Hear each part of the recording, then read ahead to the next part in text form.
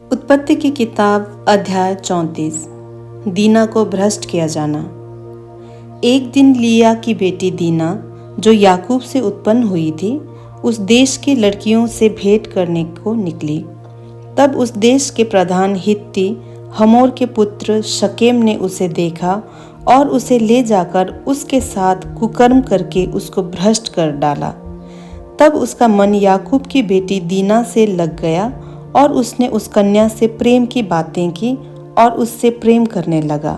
अतः शकेम ने अपने पिता हमोर से कहा, मुझे इस लड़की को मेरी पत्नी होने के लिए दिला दे।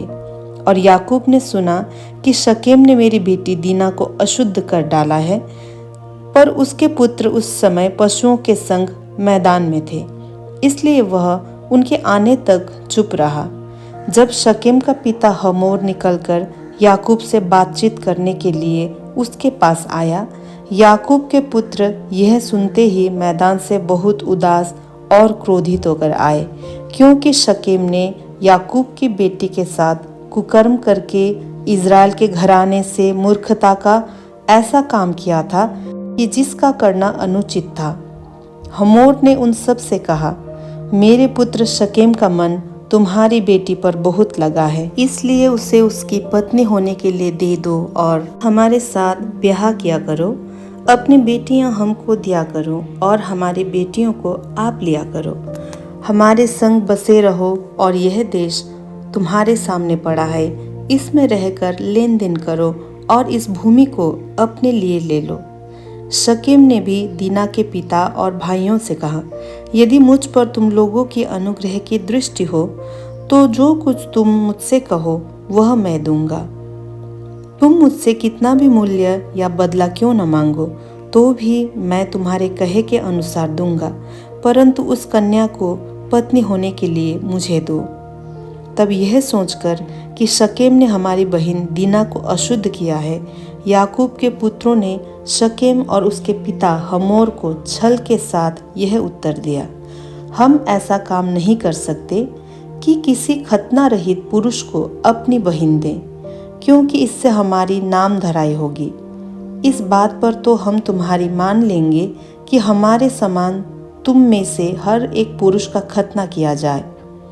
तब हम अपनी बेटियां तुम्हें ब्याह देंगे और तुम्हारी बेटियां ब्याह लेंगे और तुम्हारे संग बसे भी रहेंगे और हम दोनों एक ही समुदाय के मनुष्य हो जाएंगे। पर यदि तुम हमारी बात न मानकर अपना खतना न कराओगे तो हम अपनी लड़की को लेके यहाँ से चले जाएंगे। उनकी इस बात पर हमोर और उसका पुत्र शकेम प्रसन्न हुए और वह जवान जो याकूब की बेटी को बहुत चाहता था, इस काम को करने में उसने विलंब न किया। वह अपने पिता के सारे घराने में अधिक प्रतिष्ठित था, इसलिए हमोर और उसका पुत्र शकेम अपने नगर के फाटक के निकट जाकर नगरवासियों को यूं समझाने लगे, वे मनुष्य हमारे संग मेल से रहना चाहते हैं, अतः उन्हें इस देश में रह के लेन देन करने दो। देखो, यह देश उनके लिए भी बहुत है, फिर हम लोग उनकी बेटियों को ब्याह लें और अपनी बेटियों को उन्हें दिया करें। वे लोग केवल इस बात पर हमारे संग रहने और एक ही समुदाय के मनुष्य हो जाने को प्रसन्न हैं कि उनके समान हमारे सब पुरुषों का भी खतना किया जाए। क्या उनकी भेड़ बकरियां और गाय बैल वरन उनके सारे पशु और धन संपत्ति हमारी न हो जाएगी? इतना ही करें कि हम लोग उनकी बात मान लें तो वे हमारे संग रहेंगे। इसलिए जितने उस नगर के फाटक से निकलते थे, उन सबों ने हमोर की और उसके पुत्र शकेम की बात मानी और हर एक पुरुष का खतना किया गया, जितने उस नगर के फाटक से निकलते थे। तीसरे दिन जब वे लोग पीड़ित पड़े थे, तब ऐसा हुआ कि शिमोन और लेवी नामक याकूब के दो पुत्रों ने, जो दीना के भाई थे, अपनी अपनी तलवार ले उस नगर में निधड़क घुसकर सब पुरुषों को घात किया। हमोर और उसके पुत्र शकेम को उन्होंने तलवार से मार डाला और दीना को शकेम के घर से निकाल ले गए। याकूब के पुत्रों ने घात कर डालने पर भी चढ़कर नगर को इसलिए लूट लिया कि उसमें उनकी बहन अशुद्ध की गई थी। उन्होंने भेड़ बकरी और गाय बैल और गधे और नगर और मैदान में जितना धन था ले लिया। उस सब को और उनके बाल बच्चों और स्त्रियों को भी हर ले गए। वरन घर घर में जो कुछ था उसको भी उन्होंने लूट लिया।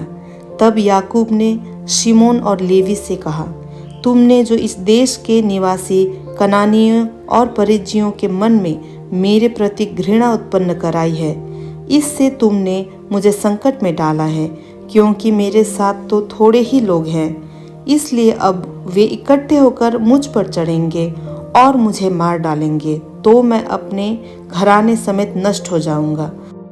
उन्होंने कहा, क्या वो हमारी बहन के साथ वेश्या के समान बर्ताव करे? उत्पत्ति अध्याय 34 यहाँ पर समाप्त होती है।